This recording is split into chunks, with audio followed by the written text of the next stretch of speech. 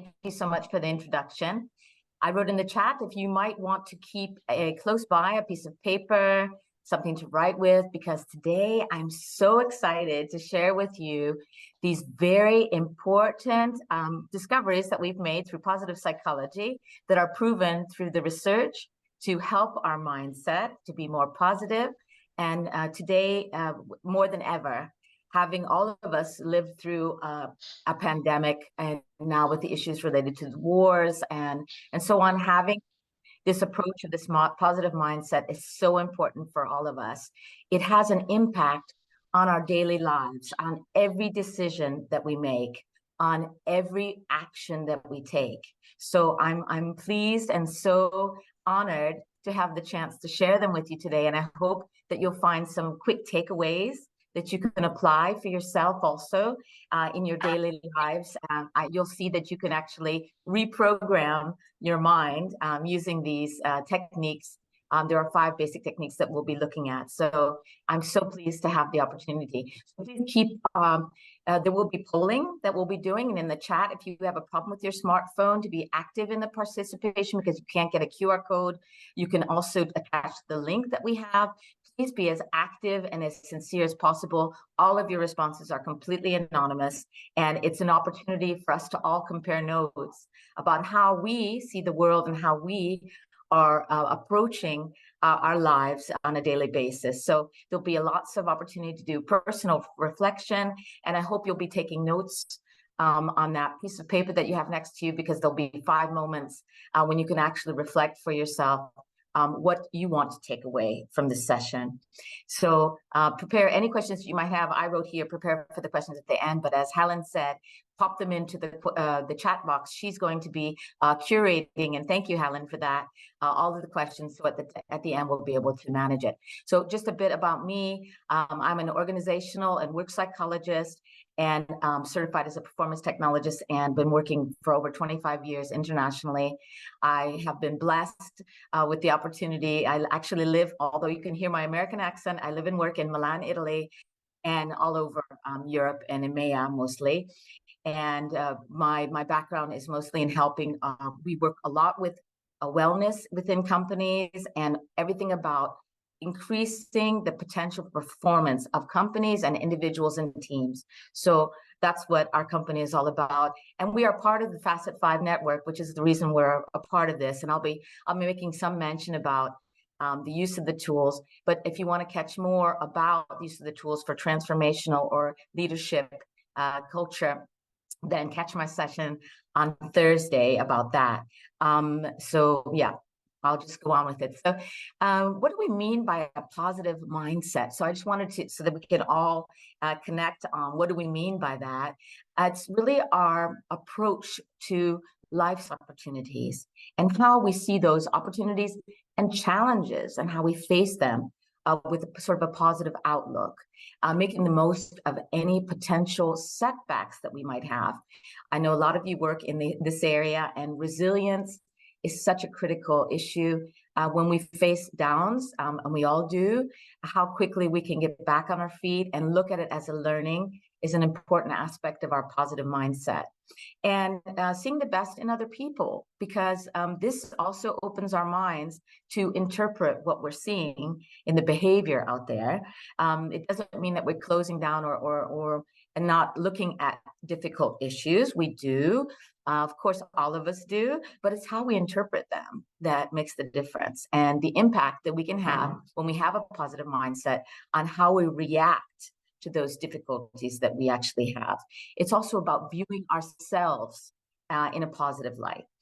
So obviously the research tells us that we can get so many benefits from this positive mindset, and that's why we're bringing it to you today in these 5 techniques that we're going to be bringing to you.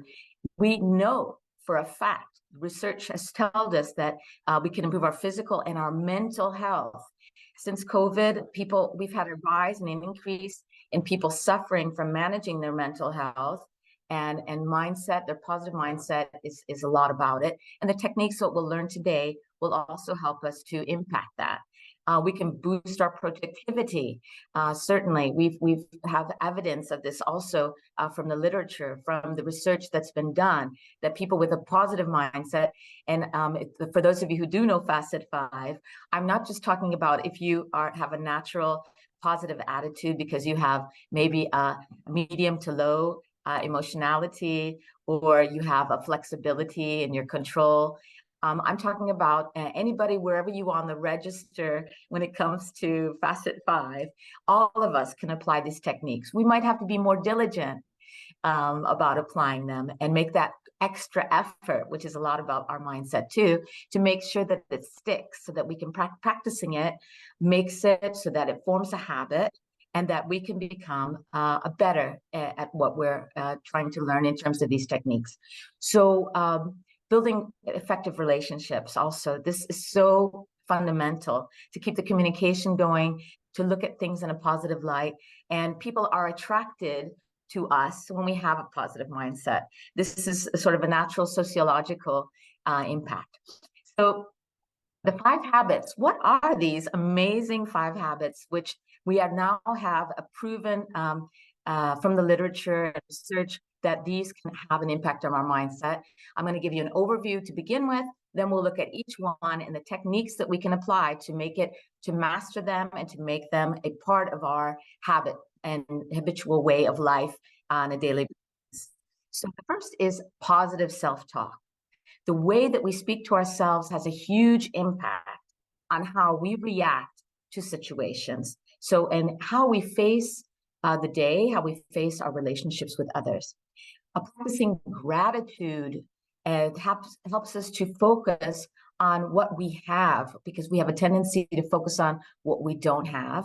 Some people naturally have this ability, but others have to groom it. And I've noticed through conducting the same session at an international basis, those who have told me that they've put into practice this one in particular about gratitude, they've actually sort of reprogrammed their mind. They've seen that they approach things differently, and that's made a huge difference for them. So I hope that will be the same for you as well.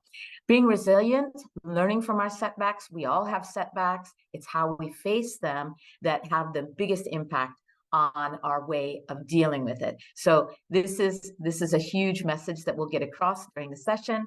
And also practicing kindness and support and complimenting others. This is something perhaps that is less intuitive, but this creates a positive energy and cycle of how we interface with people in the world. And so the research tells us that this also has a huge impact on us. Some cultures that I've known working with don't naturally compliment other people.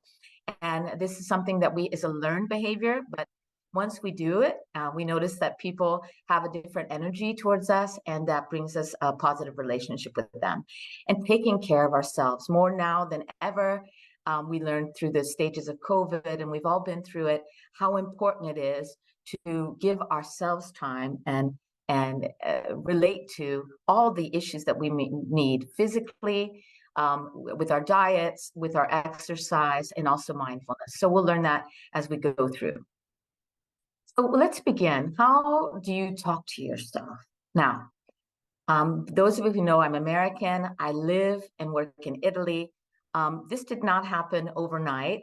I was working in Singapore with Accenture at the time when I met my future husband, who's my husband today, 30 years of marriage, which I'm happy to talk about. And it was not easy for me to make the decision to move to Italy. I was fearful. I thought I was not good at languages. I thought I would never be able to start again. I was having an excellent career with an Accenture in Australia and Singapore at the time in the Pacific Basin. And when we were making the decision of where to live and what to do, because we wanted to be together, although we weren't yet married, I was telling myself, oh, what are you, crazy? You have to start all over again. You're not good at languages. I was having all these negative thoughts about why I couldn't do this, okay? So it was one of those moments like most of us can have, you know, the sliding door syndrome. So that sliding door that we might have, which is the change and shift that we can have in our life, and which I must tell you, having worked on myself before I made the decision, I'm totally content and happy about the decision that I made. It took a lot of effort. And the first effort that it took was giving over my negative talk, that I would have to start again, that I wasn't good at languages. So many of you also might have those kind of negative thinking. I wanted to give you the opportunity to focus in on this QR code so you could participate in the polling. It is a live polling. If you have any issues, I've pasted this link that's at the on the web in the chat, so you can find that there, and so you can link into this polling. So I hope that you have time to be able to manage that QR code at the moment. So I will make sure that I'm seeing that I'm covering it with my, can everybody see the QR code? Helen, perhaps you can tell me if you could see, everybody can see the QR code, okay? That way. Yeah, as far as I'm aware, everyone. Okay, so make sure that you focus on that, and you could be participative in this very important polling, which is also anonymous. So feel free to answer the questions exactly as you see them. So basically, what we're talking about here, and I see that it has come up on the screen, it is active. The first question is, how frequently do you speak negatively to yourself? Does it ever happen? If you could just pop into the box, everybody, I was having this negative talk about, oh, well, you crazy, you're not going to be able to go to Italy. What is this thing? You're falling in love with this Italian man. This was 30 years ago, 34 years ago. Okay, so there's some history there, and I can tell you today that it made all the difference. I'm looking to see that people are popping into the responses. I see 15 people have responded so far, and I believe we have double that online. So I'll give you a second to respond. Everybody has negative thoughts every once in a while, not always, but every once in a while. So it's being aware that we are speaking to ourselves. And that's what it's all about. Today's session is our level of awareness about our mindset, and that we can take these hints and tips and strategies to make a difference in our mindset. So I see that 21 people have responded, and for the sake of time, I'm going to share the responses so that you can see what it looks like. So we see that sometimes people have, that's the majority, 43% have these negative thoughts. And some people say often, even 24% of you, always 5%. So we hope that we can all work on this, because being aware that we have this negative self-talk is the first step to be making a difference. As we also work, those of you with Facet 5, I see people are responding as we're speaking, the work that we do through coaching, because we do coaching and training with people, getting assistance on overcoming this negative mindset is also just sometimes a matter of the way that we speak to ourselves. So, for example, I had to come to grips with, if I'm going to move to Italy, then I'm gonna have to try, even though I think I was a great student, but I didn't like studying languages. So I actually learned I was telling myself a lie. I was telling myself a lie that I wasn't good at languages. The truth was I didn't like the way that I had studied them in the past, and therefore I perhaps didn't master, I didn't become fluent in Spanish the way that now I am in Italian. And I learned that I needed to learn in a different way. And that's also another thing, that we have to be compassionate with ourselves and say, perhaps I'm not fluent yet. I was telling myself before, but I can learn to speak, and I hope to be an excellent speaker in Italian in the future. But I didn't pressure myself that if I didn't learn to speak Italian, okay, that was the end of the world. But I did make my commitment that I was going to come for 6 months, figure it out. Was this the place I was going to invest in? So some examples of negative versus positive mindset, just to help you with your thinking. We might say to ourselves, oh, this is so difficult. But could we say it's also a challenge? It's an opportunity to learn something, whatever it may be for you. For me, at that time, it was about learning to speak a new language, but also integrating into a new culture. I found it challenging. I looked at it with that point of view. Sometimes we think to ourselves, I can't do it. Maybe we should be rephrasing it, saying, rather than I can't do it, I will do my best. and I'll achieve the best I can at the level that I'm able to do it. So it's also that compassion that we have with ourselves. I will fail, or I'm so fearful of doing this session or whatever I have to do. I want to succeed, and I will do my best and I'll learn from any mistakes I might make, because everybody makes mistakes. I also learned that this was a cross-cultural difference, that not in every culture people are willing to admit that they can make mistakes. They may try to cover them up or try to, look good all the time. And, when you have a positive mindset, you think, if everybody makes mistakes, we're just human, and we can learn from our mistakes. And when we can ingrain this into our organizational culture through constructive feedback, through helping people to learn about that, that makes all the difference in the world. So those are a couple of hints for you. I'd like to give you also some other tips for transforming your self-talk. And those would be being first aware of what we're saying to ourselves. I was telling myself a lie. I can't learn to speak Italian. I'm not good at languages. That was a lie I was telling myself. It was that I found it boring the way I had studied in the past. I needed a new method. Challenge your thoughts. Look to see if you're telling yourself a lie. You might find that you're making it up, even though this could be based on your background, things that I've told you in the past. We should be considering our thoughts in a perspective and consider our worthiness. This is so fundamental to our forming this positive mindset, and looking at modifying any negative thought that we might have and putting a positive twist on it. Like I said, mine was, I don't know how to speak Italian now, or I'm not good at speaking Italian just yet, but it doesn't mean that I can't. So replacing that negative thought with a positive mantra is also something I found very, very important. And I wanted to share that with you, the steps to creating a positive mantra. Identifying the goal that you might have. Mine is that my goal is always to work with people to help them to reach their highest potential. So my daily routine is to keep this short and simple. I'm going to make a difference for somebody today.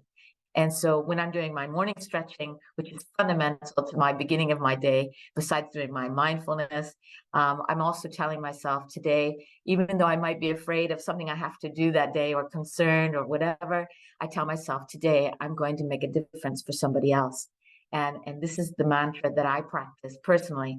Make it personal. Yours is not the same as mine. We all have different objectives. We all have different talents that we bring to life. And so each one of us have to find our own, and the focus that makes you motivated to approach every day. This is what you should be putting into your mantra. Make sure that it's simple, personal, and repeat it often to yourself.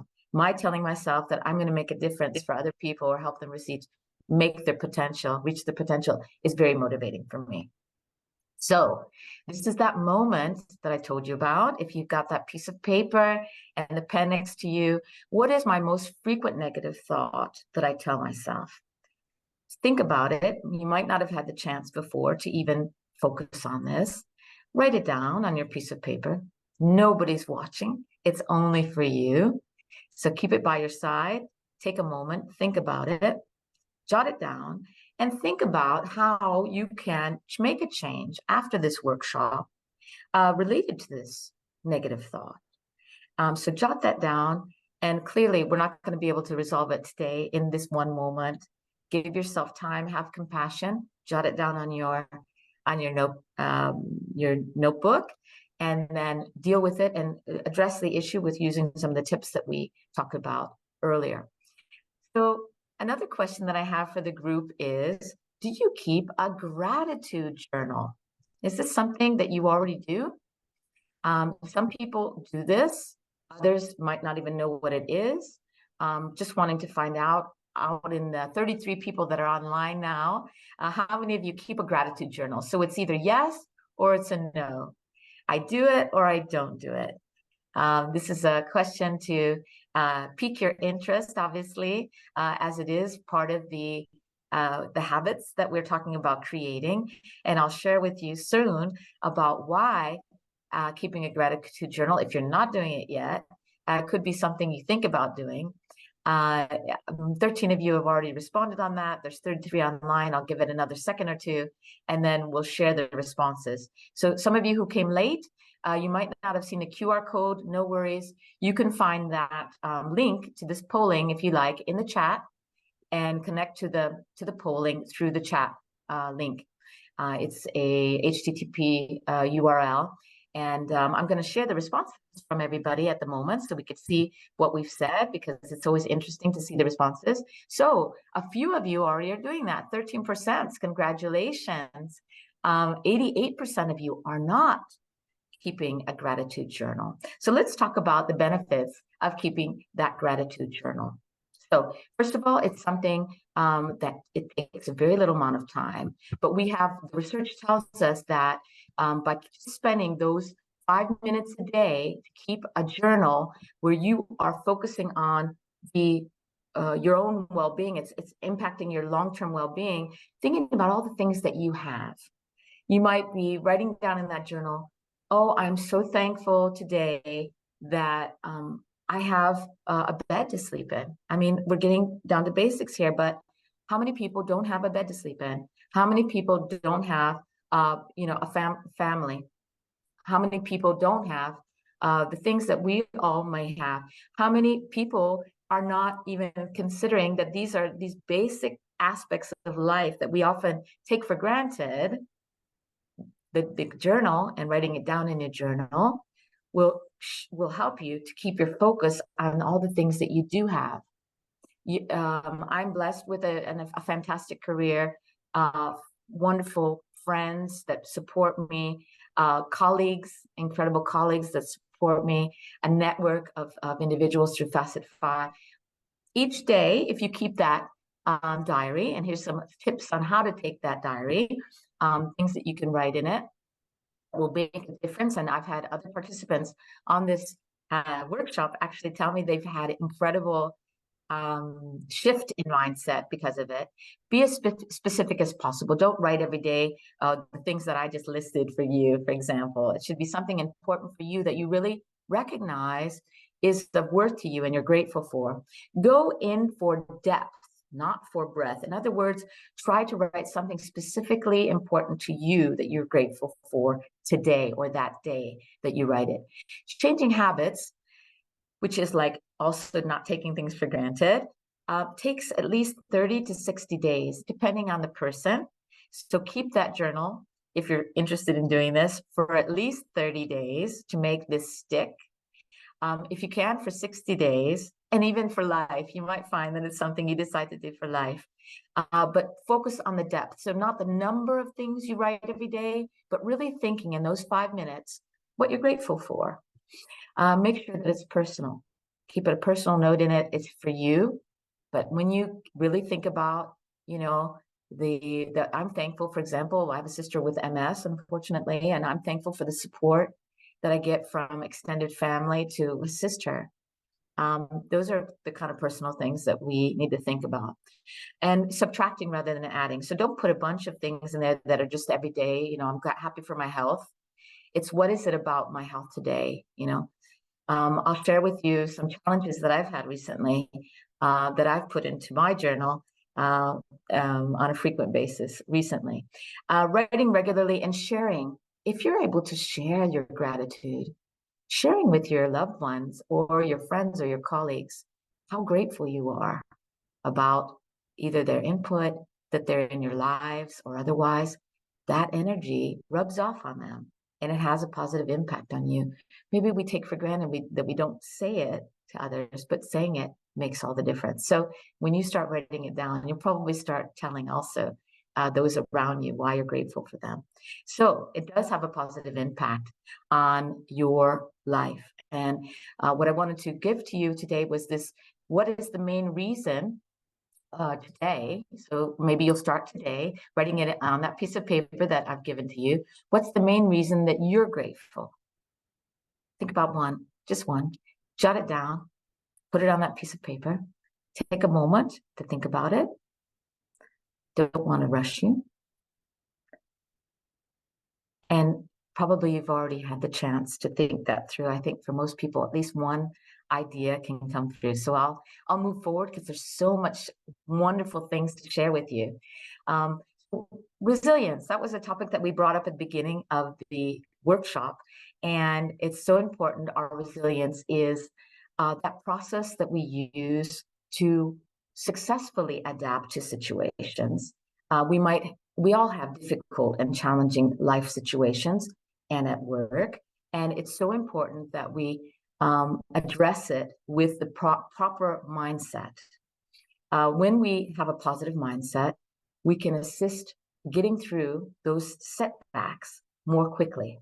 We can have a better, higher level of mental, emotional, and behavioral flexibility. And this is the reason that we do it. So I wanted to think about together with you in the polling. So remember, it is anonymous.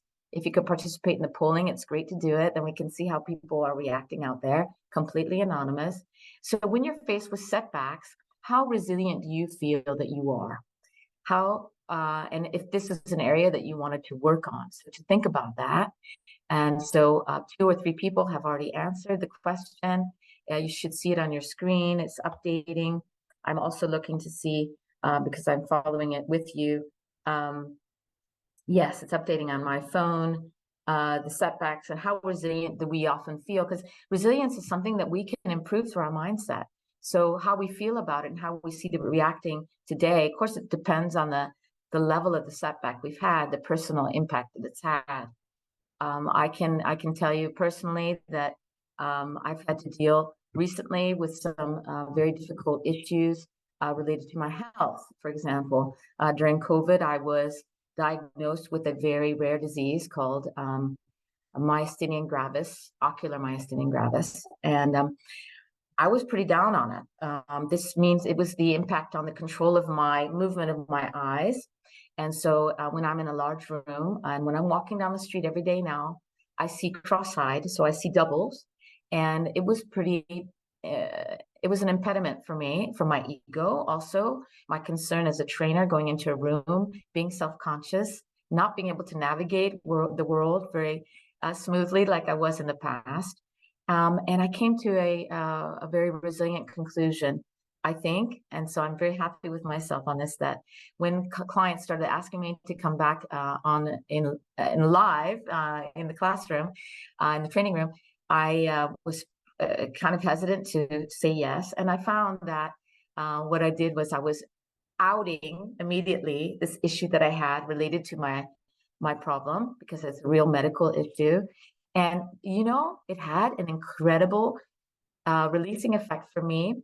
And also created a connection with all of the people in the room. So people were sympathetic towards my issue.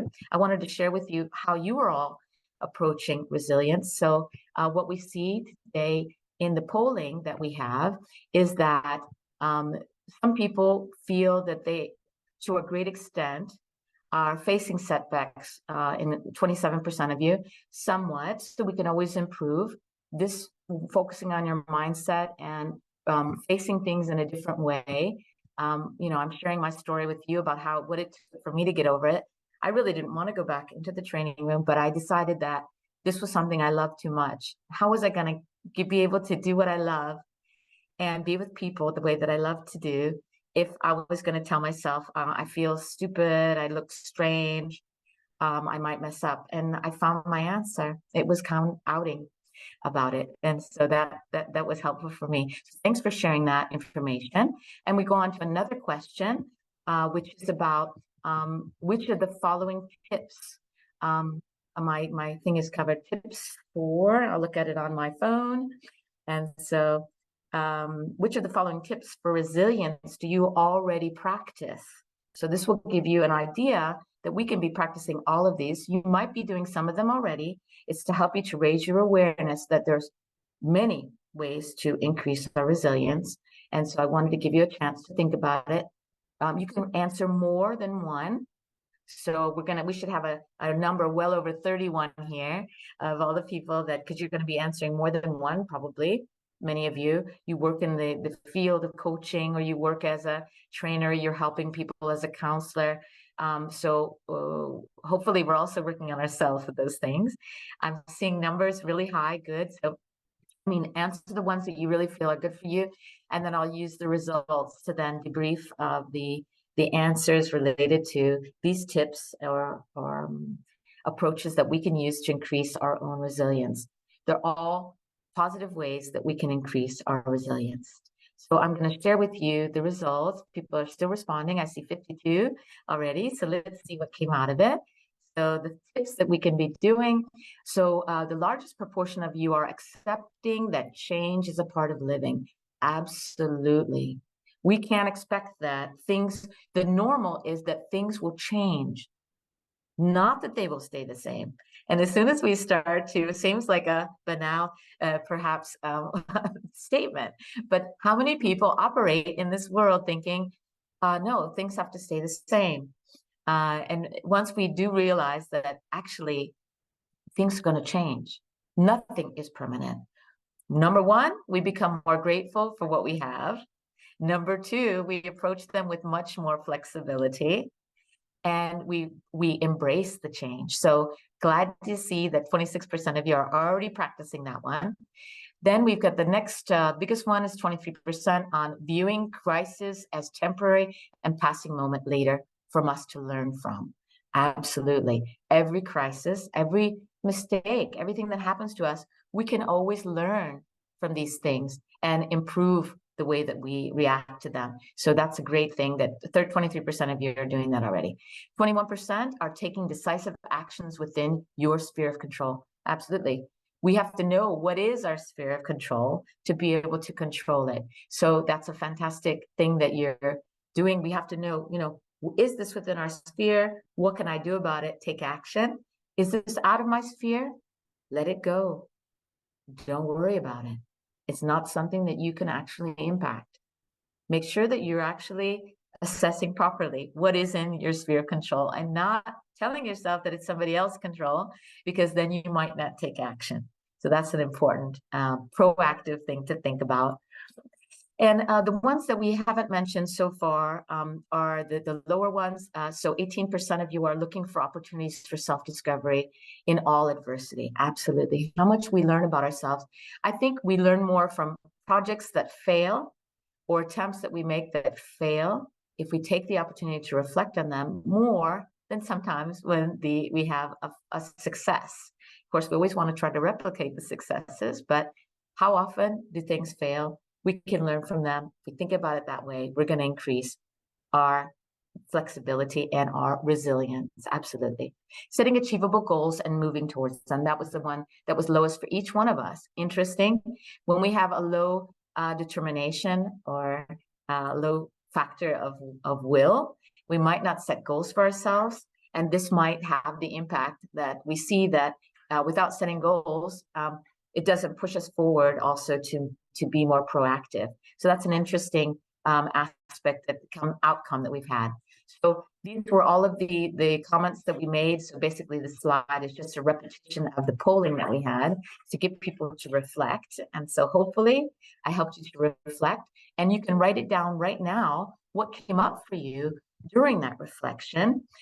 So what potential impact can you actually have if you increase your resilience and put into practice those tips that we just talked about to have an impact on your life? Think about it. What impact could you have if you actually adopt all of those ways of thinking, all of those techniques and actions that we can take? What potential, amazing potential could you have in your own life if you actually apply them?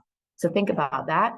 And we'll move on to the fourth tip that we have related to positive psychology, what we know that comes from the literature, how we can improve. This might be one that is less, how can I say, intuitive, culturally speaking, and things that we're seeing in the world today, unfortunately. We're seeing a rise in aggression, verbal, physical, in many ways. We're seeing it in society. We're seeing it in companies. We're seeing it throughout the world. Obviously, I'm not talking about the war that's going on. That's the highest level of aggression that we can have. But I'm talking about within our own lives. It's not intuitive, perhaps, for some people to think that being kind, acts of kindness that we can show to others have a very positive impact on the people around us. So supporting others, complimenting them might not come naturally for many of you or many of us to compliment others when we see that they're doing something great and sharing with them that thing that makes creates a positive energy, shows people that they feel accepted, they're and they understood and appreciated. And we take for granted also this, besides the whole gratefulness issue that we talked about, the gratitude. And so rather than taking it for granted, telling those people that we actually see the impact that they're having, it will make their day, and they will appreciate that you see their way of being. So research shows that kindness is contagious. And so when we're kind, we inspire other people to be kind. And so the people around us become more kind. So those acts of kindness, even a compliment, which is sincere, is certainly something that we could all be doing. So those are little things that we can practice. So how frequently do you support others? This is the question that's coming up on the screen now. In general, how often do you today?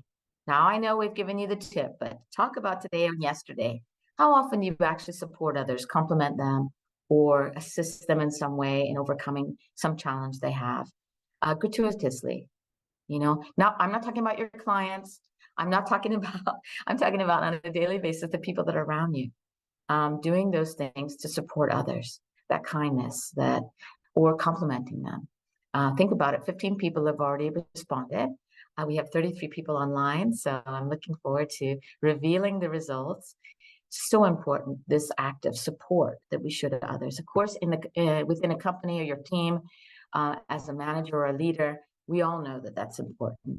This we're talking about in general. It also could be you as a leader.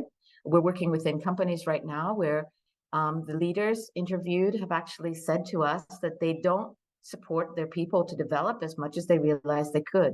Sometimes the manager is the first point of reference, not HR, to develop their people. And often managers aren't so aware that they actually can be developing their people, and they take for granted or try to push it off on maybe others. But it's such an important aspect of being productive in an organization and in life. I'm suggesting through what we know about the research that if you're supporting others, you will see that kindness return. People will accept. So oftenly, yes, because of your career, your mindset, I'm happy to see 61% of you say that you're often supporting others. And as we said, we're not qualifying it just as our career, because many people online are compared to that. But some people aren't. They're rarely supporting others, or they're sometimes. And that could be something that we could increase. 22% of you are always supporting others. So probably from a facet point of view, you may have a high level of affection. This is something that comes naturally for people with a high level of affection, because we like to support others. It's actually a sub-factor of facet 5. So on to the next question. So how frequently do you actually, and I know I mixed the two together, so I made a small error. How frequently do you compliment others, not just supporting them, but complimenting others when they do something well? Again, it's not necessarily, I've known in some cultures, I've seen, it doesn't come so naturally. In other cultures, it's something like it's so common. I'll give you an example, funny example. At a conference in the United States, walking down the street, and some woman sees my shoes and says, "Oh, I love your shoes. What fantastic shoes. Great." I was really taken aback by that or something. Or somebody saying, "Fantastic. I love that scarf," or "I love this, compliment." It sounds like a silly compliment, okay? But in America, this has happened to me on the streets of at a conference in Washington, D.C. So I found it very unusual, because that doesn't happen in Italy. People just stop you and say, "Hey, I love your shoes." But anyway, that's as a funny aside. And there are 33 people online. 13 have responded. I will give you the results of those people. Sometimes 54% of you are complimenting others. It should be sincere, something you really feel. It's not all about the aesthetics looks. It's about how people perform. They've done something you really appreciate. You want to see it repeated. Complimenting them is the best way you're going to see people do it again, because they realize that you appreciate it. So it's kind of like, part of what we teach or train people on in feedback. So that positive reinforcement is so important. And 8% of you are always, so that's a small percentage, always complimenting others. Hopefully it's also sincere. It's so important. It's sincere and understood to be sincere. Otherwise, won't be recognized from the other as something that's they might take it the wrong way. But anyway, when it's sincere, they will take it the right way for sure. So which of the following tips are you already applying in terms of kindness in your daily life, your work life, and so on? So just to share together the kind of tips of kindness that you see. Again, here you can answer more than one. It might be that you're doing more than one of these things, and these are the things that help to trigger your mind about, what is she talking about? These kindness, acts of kindness. What can they be? They're all of the below that you see on the screen, and many of you are applying them. And so you're answering the question. I'm looking forward to sharing that with you. And so I see many more, and over the results that we've seen already for the number of people. So I'm going to share my screen with you. So many of you are already practicing the being aware of others around you and their needs, and that's great. And trying to meet them to support them on their needs. Some of you are responding now. So we see that 23% of you are actually listening actively, without judgment. So much of the work that we do is to help people to recognize, what do we mean by judgment? How does judgment or bias impact our way of looking at things and how we respond to people? So hats off to you that are already aware of that. If we're not aware that we all can be judgmental, we have to first make that first conscious step to remove that judgment. Those of you who work as coaches, I think you're probably very highly aware of the importance of overcoming our biases, because it does impact how you work with your coachee and interact with everybody. So this is an important quality. The next one that we see is paying attention to the language choice. That's 14%. 21% is telling someone that you think positively of them. Absolutely. That you appreciate them. It kind of is connected to the gratitude issue, but it's verbalizing it. So the other one was about making sure you keep a diary for your gratitude. That way it helps to reprogram saying what we normally would revert to, which is the hardwiring of what I don't have, instead becomes what I do have. So also sharing with others what you recognize in them helps them to appreciate, recognize that you appreciate them, and creates a positive connection between the two of you. So, and besides creating, reinforcing that whatever it is about them or in your relationship. So important. So all of these qualities that we see are important ones. So if you notice one that you're not doing, for example, the language choices that we're making, we can change the way that we couch an issue. We can always put it into a positive light. We don't have to be negative about it. So when we have to verbalize something to somebody, we can always think about, how could I say this in a positive and constructive way?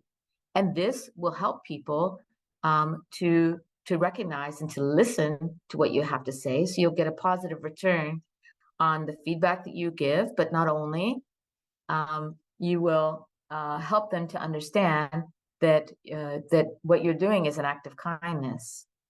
Some people might be very, don't think about it, and their bluntness might not have the same impact that if they thought about it first, how they wanted to give the compliment. I think it happened to me the other day. Somebody complimented me on something, but I wasn't sure what they meant by it. Like they said something about, what you did the other day that was really energizing.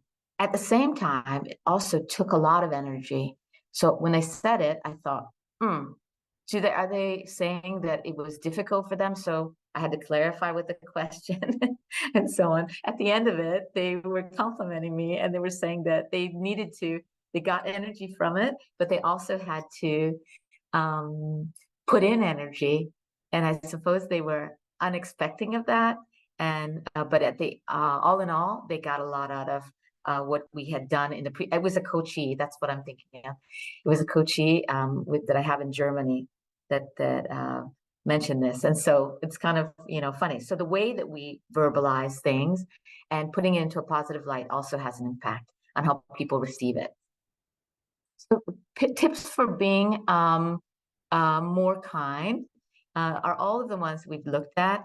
Telling someone you think about them positively, paying attention to your language choices, listening actively without judgment, being aware about others around you and showing them you're aware about them, and sharing the kindness that you receive. So when you have an act of kindness towards you, perhaps passing it back the other way, recognizing shows you've actually received the message.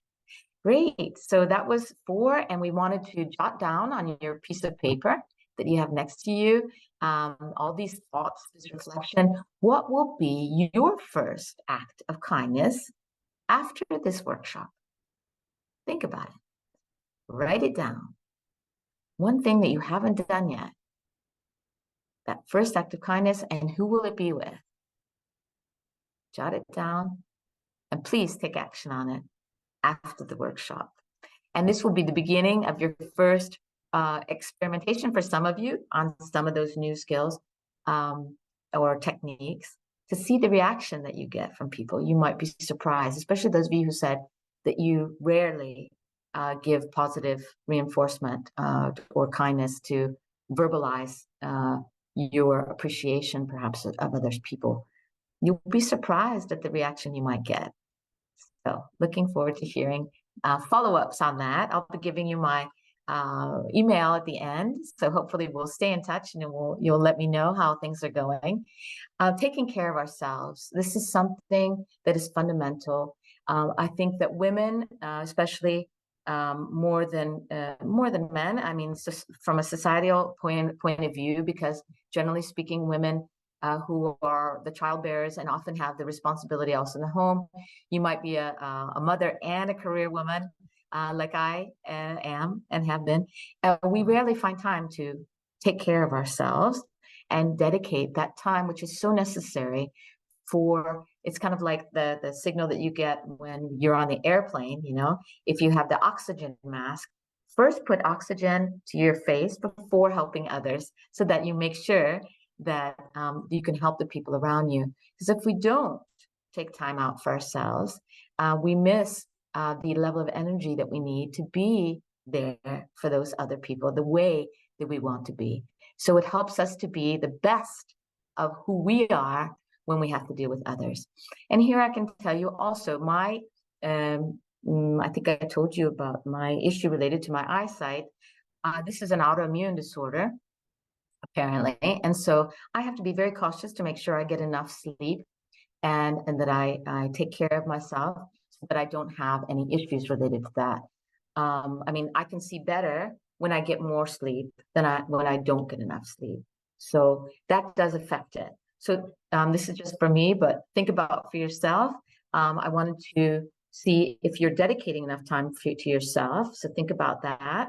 Some people don't stop to think. They're so busy doing. So if you could respond, whether you think yes or no, or maybe. If it's maybe, then maybe you should think about, if you should be dedicating some more time to yourself. I see a lot of people have already responded. We've got not a little less than half the group, but it helps you think about, reflect on whether this is something that you are actually doing or not. It's fundamental for your mental health, your physical health, and so on, that you do dedicate time for your self-care, and it will make you a better, it'll make you the best that you can be when you dedicate more time to yourself. I know some of you who are listening out there that, when you changed your career, you also changed your lifestyle. You started exercising more, doing better on your diet, and you feel completely different than you did before you changed your career. So my compliments, and you know who you are out there, because I'm aware about that. for some of you. Just to share the responses to go forward in time. Nope, 42% of you are telling me that you're not dedicating enough time. And those of you who are saying 26% that you may be, but you're not sure, you're probably not dedicating enough time to your self-care. And what do we mean by our self-care? So 32% of you are, or 30%, I saw a switch in that because of answering the question. 30% of you are doing enough of that. Hopefully we'll see 100% after this webinar thinking about what can I be doing more to dedicate time to my mental health, physical health, and so on, so that I can be the best that I can be. So some different practices for self-care that we should be thinking about, raising our self-awareness to our needs. Do I need more time for myself? If you're committed to a family, you might need to take some time just to chill out on a daily basis. I take time every morning to do that. I do my stretching, I do my mantra, I do my mindfulness, and I start my day. This is what I need for my self-care every day. And I dedicate at least an hour to that every morning before I begin my work. When I do that, it's a better day. Engaging in activities that you enjoy and you get a lot out of. Are you getting adequate sleep? This is an important aspect. So think about that for yourself. Improving your work-life balance. This is something as the professionals we're trying to help within the workplace, people to improve that. We're helping through the wellness programs that we have, working on programs like this that we have within corporations. We're going to be doing an intervention soon with Amazon here in Italy regarding this. There are so many things that we could be doing to improve our work-life balance. Exercising physically and practicing mindfulness. Some of you may not know what that is, so I'll just share with you. It's a form of focalization, kind of meditation, not religious in nature, that we do in order to focus, being able to be in the present. So mindful of the present. So I've noticed through practicing mindfulness, and we do have mindfulness coaches that are certified, that it's helped me in my ability to manage my stress. It's helped me to focus better on a daily basis on activities. I've gotten huge benefits out of my mindfulness practice. So I would invite you to learn more about it if you're interested. Nurturing also your positive social relationships and removing any toxic ones. This can be very difficult for some people. We get caught up in a world where a toxic relationship, whether it be in our personal or our work life, becomes hard to remove. But it's so important to recognize, what do we mean by that toxic relationship and so on. And if it's possible, if we've worked on it and we haven't been successful in turning it around, maybe we need to think about a separation from that toxic relationship, whether it's a change in career or whether it's a change in our life. We need to think about it. We should make attempts to improve them and to be resilient and proactive. But if it's not happening, then we should think about that. So nurture those positive results, those reactions. On the last reflection question, and then we're going to open up to the questions. So Helen has been monitoring that. What action can you take to increase your self-care? If you can take a minute, just jot it down. At least one thing for your own self-care that you could be doing, of the things that we talked about, just a high-level decision. Great. So you've got that. And here's a quick review, the importance of to improve our positive mindset. All of the tips I've given you are proven to be effective scientifically through research. And so positive self-talk, gratitude, resilience, kindness, and self-care. These are all positive steps that we can take. So thank you so much for participating. It's been a pleasure. We're going to do a QA section. And before we do that, I'm just going to make sure that I leave this on the screen while Helen's getting to open up her mic and is going to ask some questions she's been curating that have been coming through. I think I saw there was a lot going on in the chat, but I don't know. Tell us, what are the questions that people have, Helen? Thank you, Diane. So firstly, a super insightful session. So thank you so much. And I think everyone will agree that, you've shared some great tips there that we can all start taking away and putting into practice straight away. The power of positivity, hey? Yeah, it was great. Thank you. And also a welcome opportunity to put into practice some reflective thinking. So thank you, Diane.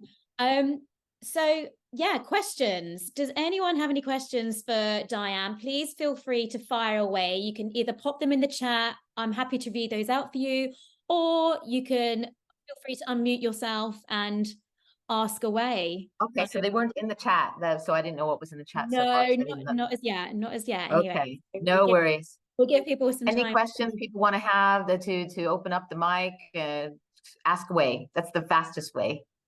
Lots of appreciation, Diane, with yeah, for the, yeah, people appreciate Okay. the session, insightful session, great session. Okay. So yeah, echoing that.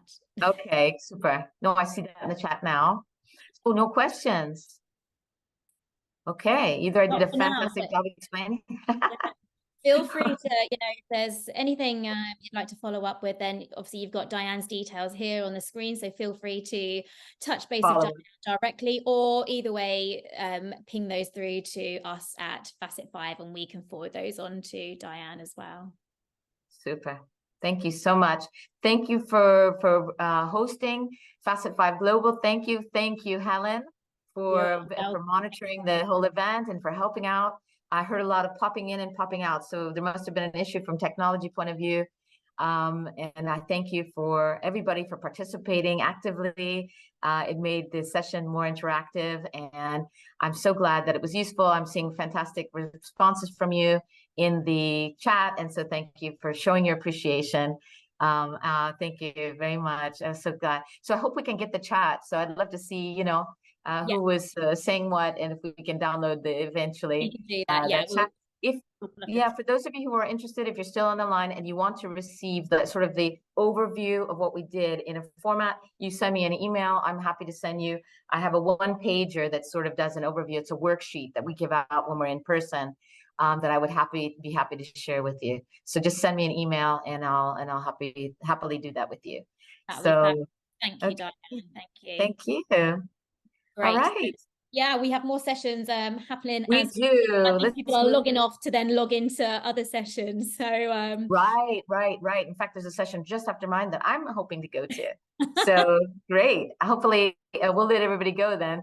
And thank you so much again. Take care. Thank you so much. Have a great day. And thank you, have everyone. A great conference, everybody.